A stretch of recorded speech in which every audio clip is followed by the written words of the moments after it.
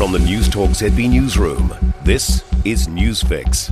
In this update, Westpac says it's remediated all customers who were misled or overcharged by package issues. The Financial Markets Authority says the bank's breaches of the fair dealing provisions affected almost 25,000 customers and resulted in $6.35 million in overcharges. A Westpac spokesperson says it self-reported the issues which applied to customers under some product packages and business transact accounts. They say it's cooperated fully and openly with the FMA's investigation. A penalty hearing is likely due sometime next year.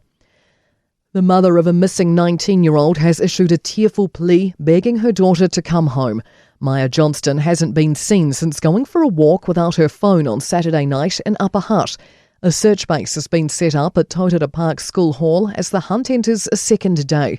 Her mother, Amy Walsh, says she searched for 27 hours on foot since Maya's disappearance. If you're out there and you did get in someone's car and you now feel embarrassed because there are hundreds of people looking for you and you're all over the news, just come home. Police are asking for anyone with CCTV in the vicinity of Harcourt Park and Brown Owl, as well as those in Tautara Park, to check their footage for sightings of Johnston. And budget challenges at the New Zealand Defence Force. Documents obtained by Newstalk ZB show NZDF has been planning on cutting free flu vaccines for civilian staff, as well as reducing performances by the Air Force Band and slashing some travel for sports teams. It's facing what it calls a budget shortfall to the tune of $130 million. Public Service Association Acting National Secretary Fleur Fitzsimons says most employers provide flu vaccinations. Free flu vaccine is a critical part of employment, particularly when you're in the Defence Force. These cuts make no sense from a public health perspective. Mozambique's death toll from Cyclone Chido has risen to 94 as damage assessments continue in the African country.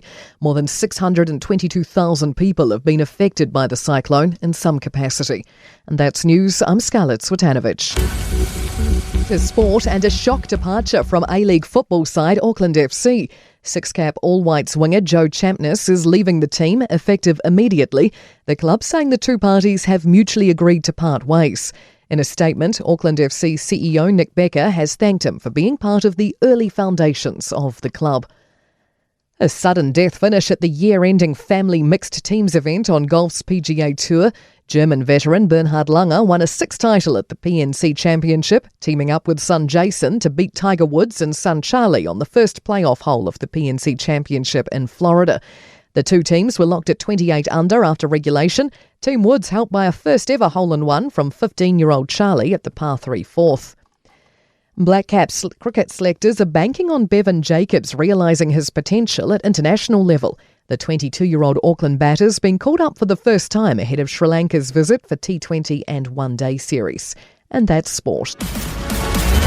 For more news, listen to Newstalk ZB live on iHeartRadio.